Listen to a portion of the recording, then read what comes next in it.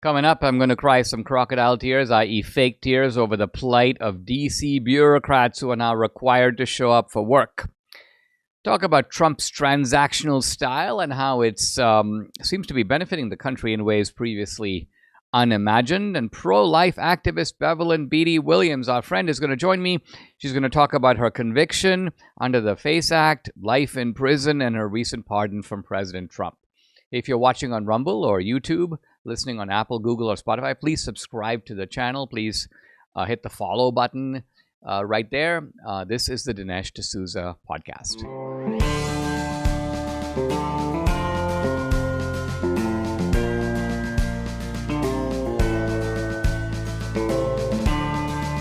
America needs this voice. The times are crazy. In a time of confusion, division, and lies, we need a brave voice of reason, understanding, and truth. This is the Dinesh D'Souza podcast. The theme for my opening remarks today is panic in the bureaucracy, in the federal bureaucracy.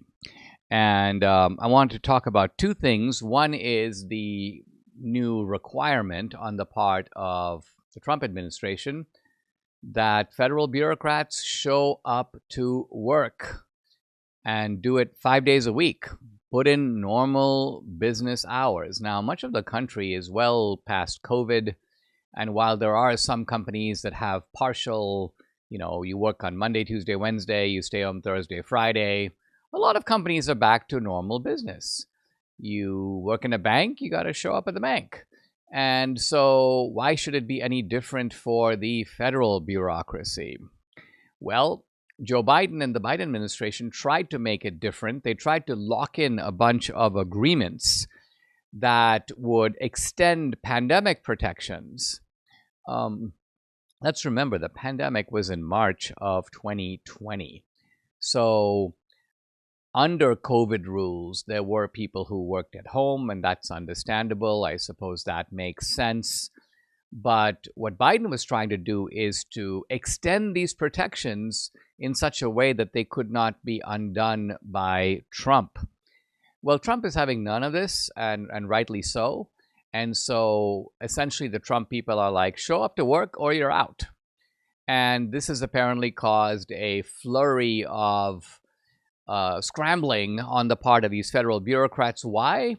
Because a number of them, some of them even moved out of Washington, D.C. Let's think about that. They figured, I don't have to show up for work, so why live here? It's cheaper to live somewhere else. I'll go live somewhere else and just collect my paycheck. Others live in Washington, D.C. or greater Washington, D.C. So you probably know the D.C. kind of sprawling apparatus includes Northern Virginia. It includes parts of Maryland. And there are very nice leafy suburbs in Virginia and Maryland both. When I was in the Reagan administration, going back now to the 1980s, by and large, the Republicans lived in Virginia, the Democrats in Maryland. But the Democrats outnumber the Republicans so much, and they did certainly under Biden, that the Democrats live in Virginia, the Democrats live in Maryland.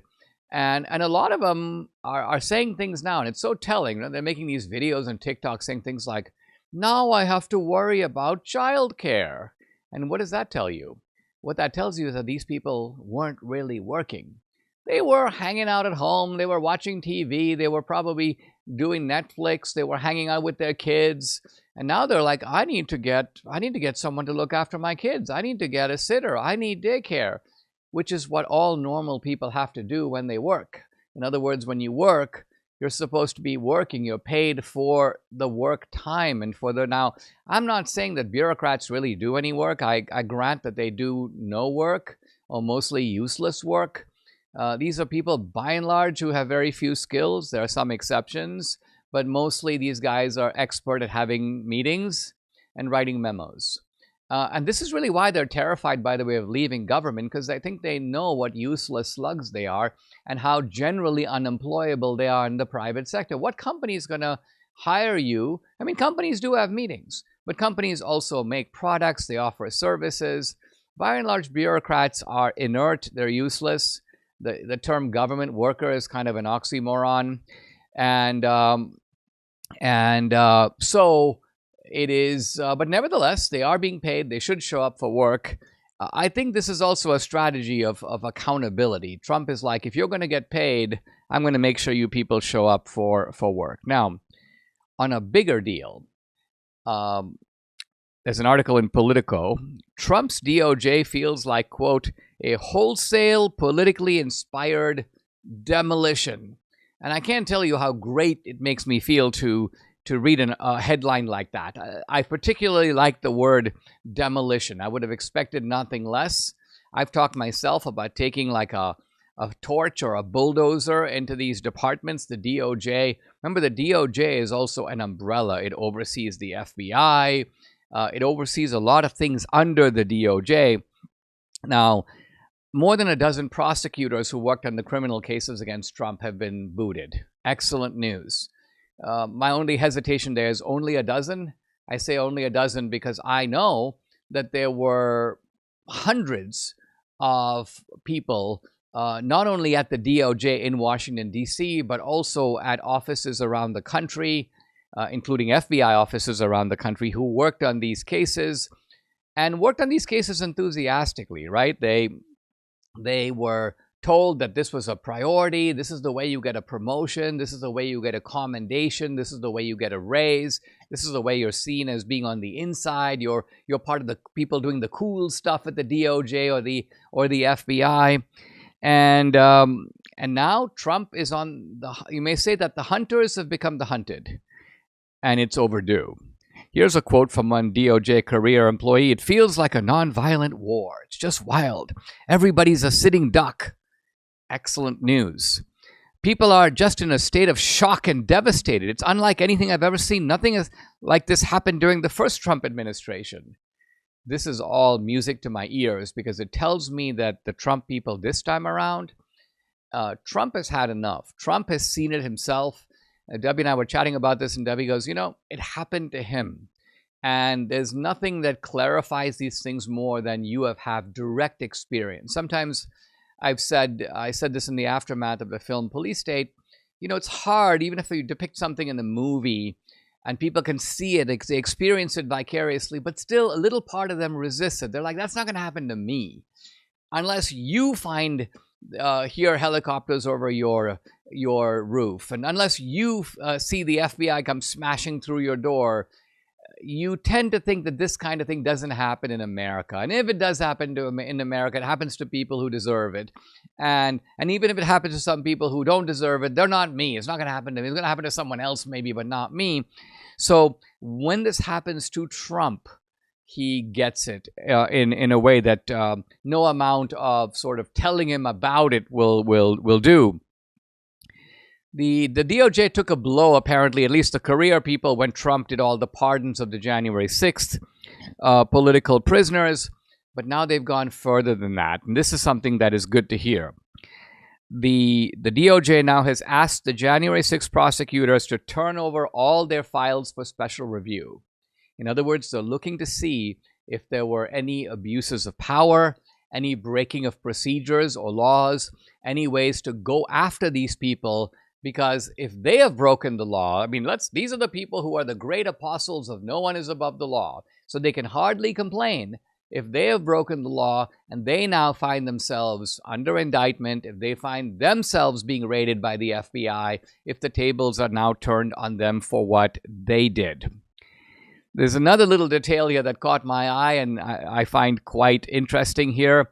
A number of the senior career officials who, by and large, it's harder to fire career people than it is to fire political appointees. Political appointees are at the discretion of the president, and so you're nominated you came in under Biden, sorry, Biden's out, you're out.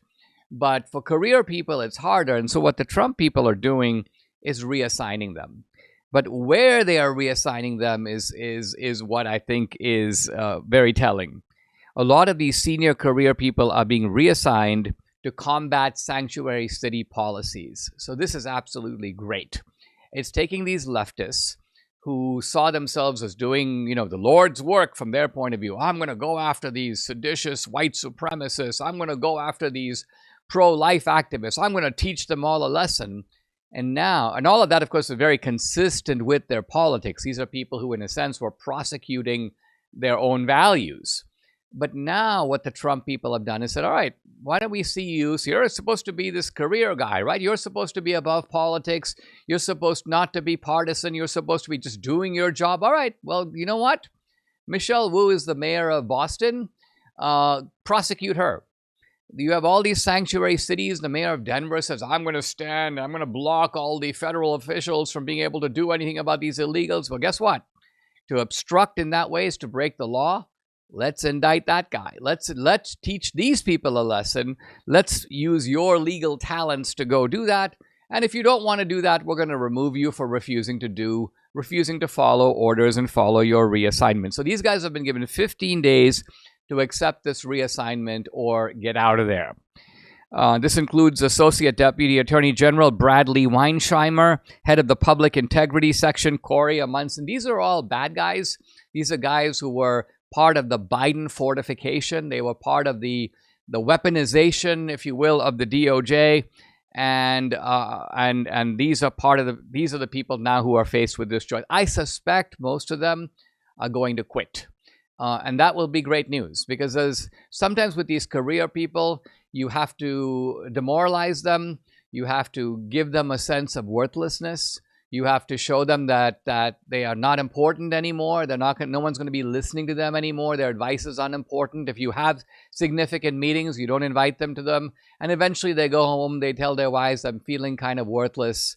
And their wives say, well, we've always known you're worthless. And the guy goes, yeah, but I got a pretty good racket going in the government. And then your wife tells you, well, that racket seems to be now over. And so you have time to call up some of your friends in top law firms to find out if you can sneak your way in there, touting your so-called government experience. The attorneys who were fired were given a pretty clear reason, and that is this. We can't trust you to faithfully implement the president's agenda because you've had a significant role in prosecuting this president. You think that this president is a criminal. You think that he doesn't belong in the Oval Office, he belongs behind bars. How can you be the guy that we rely on to carry out his policies? Short answer, you can't. And you can give us all kinds of talk about how people in the Justice Department don't work for the president, they really work for the American people. Well, that could be said of any bureaucrat. I'm in the Department of Education, but I don't really work for the president, I work for the people. First of all you have to do is spend a day in Washington, D.C. to realize none of these people work for, quote, the people. The people are not on their minds for one single second. These are people who care about their paychecks, their 3 martini lunches, getting out of the door at 5 p.m. This is just a looting operation on the taxpayer being carried out by these bureaucrats. Now, a final observation from this article, the Trump people are taking a bunch of these FBI and DOJ officials, people who have been working on so-called terrorism. Now, I say so-called terrorism not because I don't believe there is terrorism, of course there is, but rather terrorism we know has been used as a pretext to go after people like the January 6 defendants. They're domestic terrorists. So the problem when you do that is terrorism loses its meaning, and we don't get so excited about terrorism because we realize that lumped in among the real terrorists are a whole bunch of people that you're targeting. Moms who go to school board meetings, they're potential terrorists. Everybody who owns a gun is a potential terrorist. These people go to church, they're potential terrorists. These are traditional Catholics, they're potential terrorists. Okay, what you've done is you've essentially defined terrorism down. You have obliterated the true meaning of terrorism. Guess what? You're off the terrorism beat. We're now going to move you to the immigration beat to prosecute illegals. And again, this is a wonderful tactic because it takes these DOJ guys and says, listen, either you do this or get out of here. We don't need you to do anything else. This is your new assignment. Either accept it and carry it out. If you don't want to carry it out, there's the door. Debbie and I care about our health. We've come across a remarkable device. We have it at home. We use it every day. It's really a total game changer. It's called Juvent, Juvent, Juvent micro-impact platform. It's based on the latest cutting-edge science. It uses micro-impact frequency to promote joint health, improve bone density, boost circulation, even stimulate the production of stem cells in your body. It's crazy, right? But it works. All you have to do is stand on it for 10 minutes a day. That's it. It's going to make those crinks and stiffness and aches and pains vanish, and it can even add up to 5 years to your life. Wow. You got to learn about this new technology. It's not to be confused with some gimmicky vibration plates out there. So check it out. Go to juvent.com/Dinesh to learn more. That's Juvent, juvent.com/Dinesh. They've got a great deal for you. $500 off, 10-year warranty, financing options, even a 6-week buyback promise because they believe in the product so much. Juvent can change your life. We love it. Check it out at juvent.com/Dinesh. Boy, do I have a great movie for you. The new heart-pounding military thriller, Valiant One, Valiant O-N-E. It has everything you need in a movie, with tensions high between North and South Korea. A U.S. military helicopter crashes deep in North Korean territory. With the platoon leader dead, no rescue coming, young Sergeant Edward Brockman must find a way to get the survivors back to safety. He must rise to the challenge to lead his team on a daring escape through treacherous and hostile territory with enemy soldiers in hot pursuit. Only courage can bring them home. Valiant One has all the grit and explosive action you'd expect, along with a story of survival and bravery under fire. It's going to keep you on the edge of your seat. Hey, all you need is the popcorn. Don't miss this new action thriller from Briarcliff Entertainment and Monarch Media. It's Valiant One, featuring Chase Stokes and Lana Condor. It opens in theaters, only in theaters, tomorrow, January 31st. I want to, in this segment, cover two topics. One is a note of apology by CNN's Chris Cillizza. You might recognize this guy from social media. He's a leftist. And in fact, he's a pompous ass. He rarely admits he's wrong. And that's, I think, what makes this thread he posted recently so telling. I want to hit a couple of highlights here. He says, number one, the CIA has now admitted that COVID most likely came out of a lab. And Chris Cillizza goes, well, that's not what I've been saying all along. And I've been bashing Trump for saying it, and I've been bashing others on the right for saying it, but it now looks like they may be right, and I seem to be wrong. Then he goes on to do the usual kind of self-justification by saying, well, you know, when I saw this debate between Trump and Fauci, I thought that Trump was this reality star and Fauci is this accomplished doctor. Obviously, Fauci knows what he's talking about. But then in the next post, he goes, except it now appears that the reality star was right and Fauci was wrong. And so this is, in fact, an admission of error on the part of Chris Cillizza. He goes on to say that my belief at the time was that Trump was making it up. He wanted to blame China for the virus. And so it was more wishful thinking than anything. But he then goes on to say, it never entered my mind that as president, it was possible that Trump had been privy to information not publicly available on the virus. So this is a little bit of a mea culpa. Now, a lot of people, if you look at the response to it, are dismissive. They're like, this guy is such a tool, he's such a hack, he's such a fraud. And generally, I agree with all this. This is a kind of admission that is way too little, it's way too late, it's way too self-indulgent, it's way too puffed up. The guy is, praising himself even while he's apologizing. Normally, an apology should be short, sweet, and kind of to the point. I made a mistake. I was wrong. I apologize. I'll try to do better next time. None of this. This is the reason why I did get it wrong. These were the things going through my mind. There's a lot of that going on here. But even so, it is so rare to have one of these CNN types, one of these mainline journalists apologize at all. That I'm like, you know what?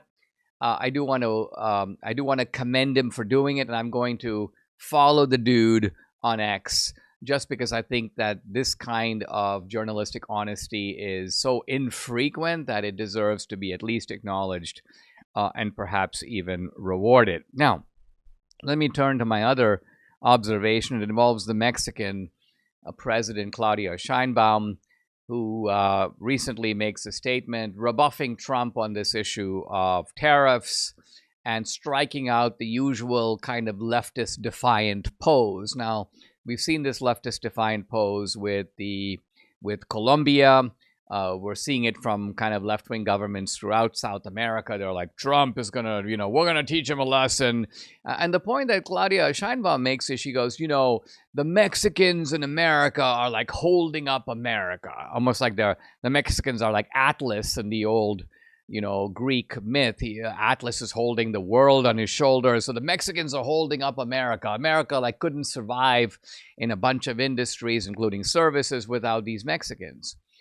And Debbie and I are reading this, and we're saying to ourselves, well, you're kind of implying that America's success is due to the Mexicans, that you've got these amazing citizens that are the key to understanding why America's doing well. Well, if this were true, like, why don't you want them back? Why can't they be like Atlas holding up the Mexican economy? Maybe they'll make Mexico more successful than the United States. But of course, she knows that that's not true. She doesn't really apparently want them back. She probably knows that. Now, this is not to say that these people aren't doing, in some cases, useful jobs and things like that. But I think that the America First question to ask is not, can we find somebody else to do the job? But why aren't people in America doing these jobs? Is it really true that Americans can't or won't do these jobs? Or are you saying something a little different, which is that Americans won't do those jobs at those prices, which is another way of saying that you'd have to pay Americans more to do these jobs. Now, of course, that would involve prices in certain industries going up, maybe prices of foodstuffs going up, prices in restaurants going up. Maybe restaurants would have to start paying people, their wait staff, a salary in addition to tips. So there's a lot of things here that need to be scrutinized. But I think the point to make about Trump here is that Trump is very serious about all this, and he is quite willing to use his favorite weapon. His favorite weapon is tariffs. And that is, and he doesn't, he's not talking about, if this were, the Democrats, they would be like, well, let's put a 1%. No, for Trump, it's usually he goes to 25%, and from 25 he jumps to 50. So it's going to be 25%. That doesn't work. You're going to get 50. We have to remember that the United States is, by and large, the world's favorite market. Most people make money by selling here. Most countries' economies, particularly the countries surrounding us, Canada to the north, Mexico to the south, are really the countries they are because they're able to sell to the American market. Remove that, and you create a whole different economy in Canada, a whole different economy in Mexico, less successful. And they all know it. And their political leaders know it. And their political leaders know that their own stability is dependent upon that being able to make those sales into the American market. So Trump knows I've got a real weapon here. And again, I've said this before, Trump is not using trade in a sort of, in the sense of creating a trade war. Economists often talk about why trade wars are bad. You have tariffs, I have tariffs. Essentially, we're both building taller and taller trade walls. And there are economic bad effects that come out of that. But this is not what Trump is going for. He's using tariffs in a different way, as a diplomatic sort of stick. And sometimes accompanied by some diplomatic carrots. Like, all right, if you agree, then we can do all kinds of business together, and we can undertake joint projects and so on. But the stick here is the threat of tariffs. And Trump is, as far as I know, unique, at least in my adult lifetime, in using this particular weapon. And we're going to see pretty soon if it's going to work on a broad scale. It seems to me like it's working so far. For years, people have been asking if MyPillow sells cross necklaces like the one Mike Lindell proudly wears every day. Well, Mike Lindell is excited to announce that he's partnered with a jeweler right here in the USA to create beautiful sterling silver My Crosses. You can save 30% today, a great deal, using promo code Dinesh at mypillow.com, or you can call 800-876-0227. You can choose from the women's or men's style. The My Cross for women, it has a more delicate look. It's reversible with mother-of-pearl style translucent white enamel on one side and onyx style black enamel on the other. The My Cross for men has a slightly larger cross with onyx style black enamel and a slightly longer, thicker chain. This is an amazing offer, 30% off. It won't last long, so order now. Call 800-876-0227 or go to mypillow.com. Don't forget to use the promo code. It's DINESH, Dinesh. Guys, I'm always happy to welcome guests to the podcast, but I cannot tell you how excited I am today. We have back on the podcast a liberated political prisoner, Bevelyn Beatty Williams, a buddy of ours, in fact, someone we hold very dear to our heart. She was also featured in my film Police State, but she got 41 months in federal prison for violating the FACE Act. This is the law passed that was used against pro-lifers. And in addition to pardoning the January 6th defendants, Trump also pardoned 23 pro-lifers. So Bevelyn is free. By the way, the website's atwellministries.org. She's the co-founder of Atwell Ministries. And there's a Give, Send, Go. GiveSendGo.com/Bevelyn Beatty Williams. Bevelyn, oh my gosh, I don't even know what to say. Crazy. You got to tell me your immediate reaction just on walking out of there. Like, I am still trying to process it, and I know you would get this. Like, sometimes I just sit in my bed and I just be like, oh my God, I'm home. I would just be like, it's still coming in waves. Like, oh my God, I'm not number 364755510 anymore. Like, I don't have to get up for count at 10. I don't have to be locked down at 3:30. Like, I'm free. I'm just like, it's so surreal. And then to see my daughter, when she saw me, the camera didn't even get that. She was kicking. She was trying to get out of Ricky's arms. She was trying to jump out of his arms to get to me. She was so happy to see me and just to be able to cuddle with her again. Oh my God. I'm elated. Bevelyn, what an experience and what a thing to go through. Let's talk about how you even found out about the pardon. First of all, Trump had said on the campaign trail, I'm going to get these January 6 hostages out. As far as I know, he didn't make a specific promise to free the pro-life political prisoners. Did you expect to get the pardon pretty much right away? And how did you find out about it? Well, yeah, I did find out about it through his campaign trail. He was saying, I'm going to situate this thing on day one. So I assumed he would be pardoning all the pro-lifers day one, because he did express how egregious it was for us to be even charged in the first place. He felt like that was too far. So I never doubted that he would pardon me. My only question was when. And he came in the office shooting. Like, he was shooting out bazookas. He's signing 240 orders. He's, to pardon 1,500 people in one morning. That's the amount of paperwork that is. I can't imagine what his team is dealing with. I'm sure they're still doing paperwork for that now. You know what I mean? So he kind of came with a heavy load. I did expect to be pardoned, though, that night. And when I wasn't, I kind of started to freak out. I'm not going to lie. You got to understand, when we were locked up, the J6ers and the pro-lifers, we stuck together. Because when you have another J6er in prison with you, we are of the same cloth. We're of the same belief. And so for me, we always, we we didn't stay in the same units, but we always would see each other. Hey, how you doing? And whenever we got time to be on the rec or any social thing they would do, we were together. You know what I mean? Because we were in it together. Like a lot of the women in prison didn't really want Trump to win. And so a lot of them were feminists. Makes no sense.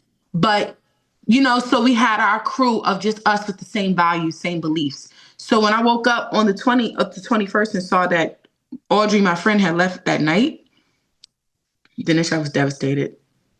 I was like, wow, oh my gosh. I started to think, like, am I really stuck in this prison? Like, how long? Like, I really being there, it started to become a drain on me. And I was like, Lord, how long? So finally, so for the next 2 days after Audrey was released, I didn't watch the news. I kind of felt depressed a little bit. I was like, discouraged. Let me say that. I felt discouraged. So by the 23rd, I get up and I hear this whisper. I hear, you're going to get out today. But I didn't really know how to take it because I had experienced like 3 years of just hardships. Yeah, and who whispered that to you? Was it a fellow person in prison, or was it one of the guards? Or who told you that? It was the Holy Spirit. Oh, I see. Yes, it was like a whisper, like out of nowhere. I'm sitting on my bed and I just hear, you're getting it today. And I'm like, I'm not banking on that. Like, I can't afford it. Emotionally, for me to be able to be in prison, I can't afford it. So, but I didn't reject it, but I didn't really be like, oh yeah, I'm going home today. You know what I mean? Yeah. So I hear the doors pop, the locks pop at 6:00 in the morning. I hear the lock pop. So I run and I go put my chair in the TV room and I'm like, okay, I'm gonna claim the TV today. And I put it on Fox News. I come back, I take a little quick nap, then I get up, I take a shower. And the crazy thing is, it was a weekday, right? But it was so chill. Usually on weekdays, they'll have you need to be up, dressed, your bed made by 7 in the morning. You know what I mean? And so on a weekday for people to be sleeping in, not in uniform, it was kind of weird. And I was like, today just feels so still and quiet and peaceful. So I decided, you know what? I don't care. I'm gonna put my grades on. I'm gonna wear my comfortable clothes. I'm not wearing my uniform. I'm gonna go in the TV room and watch TV. So I'm watching the news. I'm watching him address the World Economic Forum. I'm watching them talk about ICE and what's going on in Boston and the people that they're rounding up there. And then I decided to call my husband. I call him just to check in, and he's telling me like, babe, listen, you're buzzing on Twitter right now. Charlie Kirk just retweeted you, and he's like, listen, he's saying that you guys are about to get an apartment. Like, it's about to happen. It's imminent. And so I'm thinking tomorrow. Because it's Thursday. I'm thinking, okay, maybe he'll do it tomorrow for the March for Life, something like that. I didn't expect him to do it right now, but I said, okay, get word back, babe, and I'll call you later. I get back in the TV room, and next thing I see, breaking news, Trump to sign executive orders. So now I'm sitting there watching. He does the first 2 orders. I don't even remember them at this point. And the next thing he says, so what's this order coming up? And the guy's like, yeah, well, this is the pro-lifers who were unjustly persecuted. He said, how many of them? 23. He said, yeah, it shouldn't have never happened. That's all I hear. Once I hear that, I'm screaming. I'm like, wait, no, he's going to sign it. He's about to sign it right now. He's going to sign it. So I'm like, my friend's sitting with me. I'm like grabbing it. I'm shaking. I'm like, he's about to sign it. My little Amish friend. I'm like shaking the living daylights out of this woman. I'm like, he's about to sign it. So then now, finally, all I hear is, I'm like, start running through the pod. I'm screaming. I'm praising God. I'm like, I'm going home.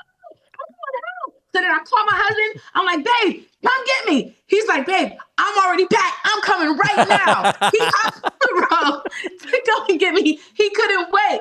He waited out in that parking lot for 3 hours. And they released me around 11 o'clock at night. But man, I was like, oh my God, I'm going home. So that's what happened. And I mean, what a reunion with your daughter. I mean, that was so exciting. That must have been, that emotion must have really been something almost impossible to describe. Have you ever been like in so much shock that you don't even know how to react emotionally? Like, you don't know whether to cry. You just don't know what to do. Like, you're like in shock. Like, you're still trying to like, is this really happening? Like, I'm gonna be honest with you, for the last 5 days, my mind has been trying to register that this really happened. Like, I really got, like, I don't even understand the severity or the majorness of what happened. I'm still trying to wrap my mind around it.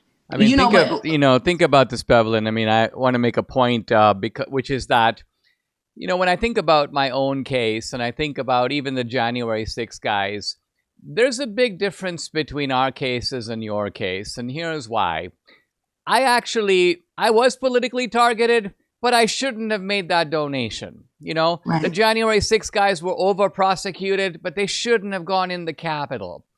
Right. You, in a sense, were truly locked up for your convictions. There's nothing that you did that I'm aware of that you shouldn't have done. You did the right thing, and they went after you for it, and they locked you up. And think about the difference that this election made. I mean, look, had Kamala Harris won, you would have spent pretty much the bulk of her term locked up. I mean, isn't it almost unimaginable to think that election outcome made all the difference? And, it made a difference in how long did you end up being incarcerated? Was it about a few months? 3 months and some change. I think about 3 months and maybe 5 days. 3 months and 8 days. Long this enough. The thing. Too long. Too long. But this the thing. This the reality.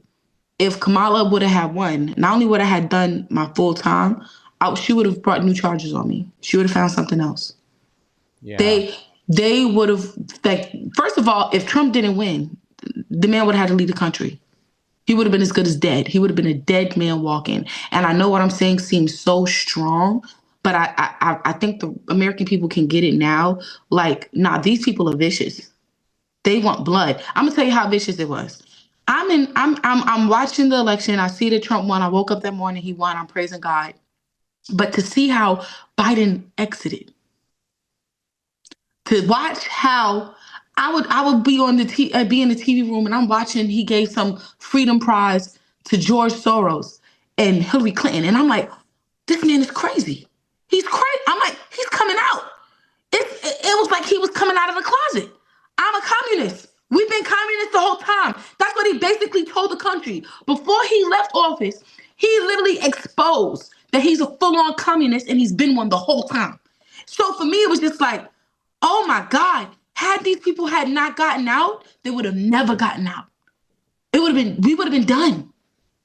That is just so scary. And like you say, first of all, he pardons Hunter. That's kind of a clue right there. Then he pardons, Fauci. I mean, he's pardoning all these people who haven't been charged. That haven't Liz been Cheney, charged. right? That's crazy. And then, did you know that his pardon of his own family members, his brother James Biden, the other brother, the son-in-law, that was done apparently 15 minutes before he left office. Correct. At the very last minute. Wow. Guys, let's take a break. We'll be right back with Bevelyn Beatty Williams. I'm back with our friend Bevelyn Beatty Williams. The website, atwellministries.org. The Give, Send, Go. Please help. GiveSendGo.com/Bevelyn, Bevelyn, Beatty, Beatty, and Williams. So GiveSendGo.com, Bevelyn Beatty Williams. Bevelyn, talk about, let's flash back to a less pleasant time, which was, of course, your sentencing and then the early days of incarceration. I mean, this was a preposterous sentence of 41 months.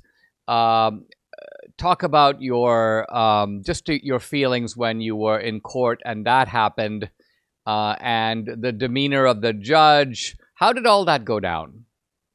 Well, Dinesh, people don't realize it, and maybe as I interview with other people, they'll learn and maybe more stuff will come out about this case. But I suffered severe humiliation.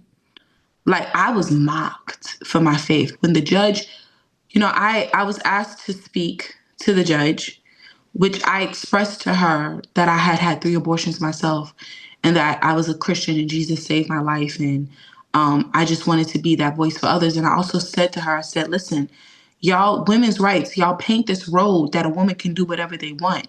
Yet you're ready to throw them in prison and make them pay the price for suffering from a broken heart. Obviously, the broken-hearted behavior comes from decisions like that. You tell them to do it, but then you send them, you throw. I mean, prison is nothing but a garbage can. It's a societal garbage can. That's who you throw away when you just don't want to deal with them no more. And you don't get rehabilitated like that in prison. That's just the truth. So, as I was talking to her and saying that, I felt like if I had been the person that you wanted me to be, dancing around half naked, dribbling a ball, playing sports, and promoting your politicians, you would have loved me. If I was actually a real criminal, you would have patted me on my hand. But because I am coming against y'all agenda, I'm a Negro out of line. I'm not fitting the bill. And so I said to her very powerful stuff, but she had even mentioned, she said, I see that you have these letters and all the support. I understand you have a 2-year-old daughter. Mind you, my lawyer was asking for like any type of anything. She said no. She didn't care that I was a mother. She didn't care that I had a 2-year-old. She was like, listen, all these letters coming in, it look like you got enough support. So you'll be fine. You young. You'll get over it. And then she said, I'm sentencing you to 41 months. I'm making an example out of you. After mocking me. It was so devastating. Like the humiliation that I've had to face.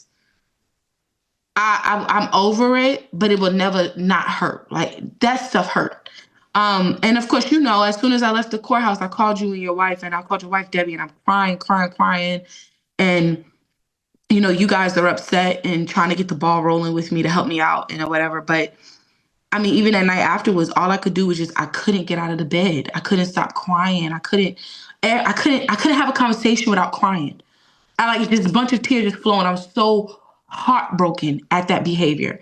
And then when I went to prison, I was strong. I wasn't as much of a crybaby, but I would wake up in shock. I was constantly in shock. I would wake up and my heart would skip. Have you ever had a loss in the family? Like when my dad died, for like the next 6 months, I woke up like, oh, it's really gone. That's how I woke up the entire time. Like, oh, I'm really in prison.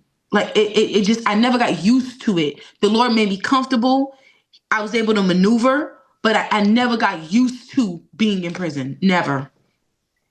Well, and the other thing about it, Bevelyn, is it's one thing to be there and you're there and you keep asking yourself, what did you do to deserve these 41 months, right? I mean, in other words, prison is there for people who do things that warrant these extreme forms of punishment. And like you say, there are people who do really barbaric things that harm other people in all kinds of ways.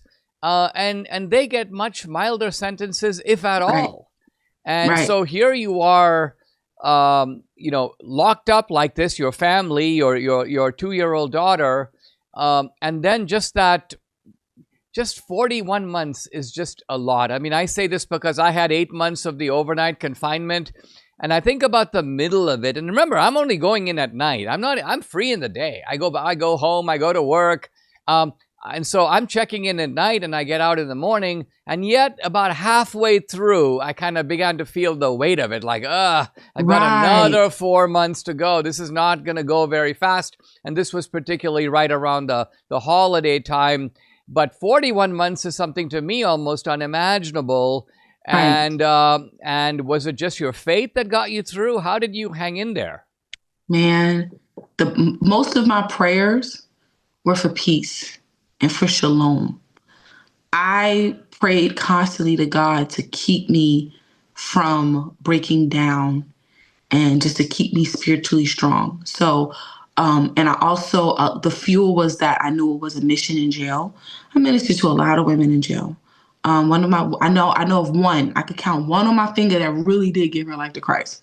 Now the others I'll find out in heaven. But, so there was a lot of ministry, a lot of listening, a lot of talking to people, a lot of, I was always busy in jail. I never really had time to myself because you have a bunkie that you're talking to and my bunkie was a prostitute since she was 13 years old. She told me a lot of stuff that she went through, and she went through some stuff.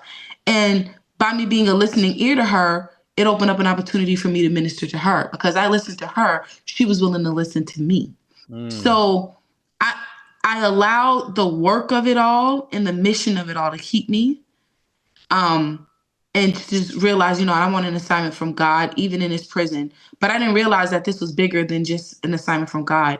Culturally speaking, I was shifting the paradigm. My situation was exposing the Democrat Party. It was exposing Biden. It was exposing all of their agendas. It was telling, listen, these are communists. These are not even Democrats at this point, and they want our heads. They're ruthless people that want our heads, period. And so I feel like all of that being bigger than me kept me.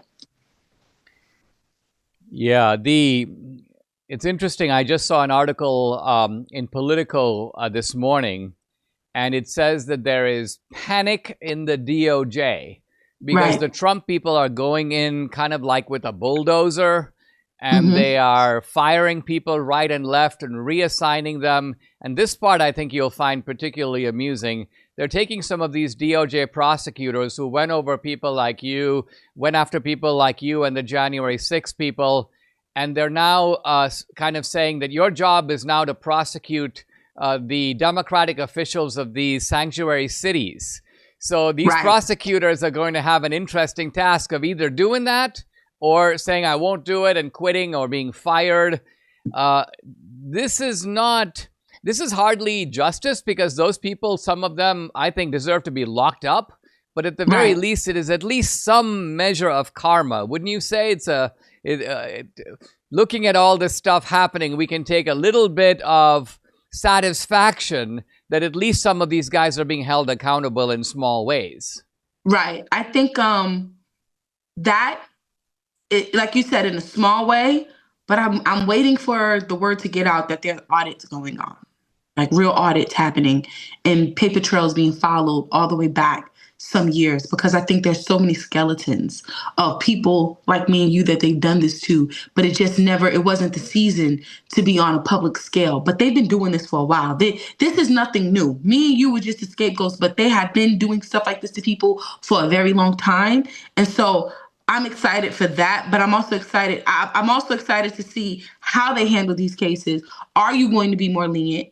Are you going to flake on doing your job? Are you willing to quit for something like that while you have real innocent people being persecuted? Like, what type of character are you right now? And were you ever really for the job and for your position and for the people? Or were you always in it for yourself and your views? And I think that's what is going to be coming out. And I'm excited to see how Trump has a new attitude. He's a whole different, this time around, homie done been through some things. He done been through too much. He like a black mama who just fed up, and she done been through too much. And she like, I ain't playing with none of y'all no more. That is Trump all day, all night. He ain't playing with nobody. The way he did Colombia for me was I laughed. I'm like, oh my God, these people about to pack up their embassy if they don't take these immigrants. He's not playing with them. And it's like he's warranting respect. This is the type of justice that should have been in our government from the beginning. This is what made America respected. And that's what's coming back. He's bringing that back. So I'm excited. This is awesome stuff. Well, Bevelyn, we are so excited that you're out. This is so wonderful. And I'm sure you're enjoying some much needed time with the family. Yes. And you look very radiant and you look great. So you've held up really well, and it's just a thrill to see you again. Guys, I've been talking to Bevelyn Beatty Williams. Support her at atwellministries.org and givesendgo.com/Bevelyn Beatty Williams. Bevelyn, let's do it again. Good talking to you. I smell a movie coming on. there should be, right? Right? Subscribe to the Dinesh D'Souza podcast on Apple, Google, and Spotify, or watch on Rumble, YouTube, and salemnow.com.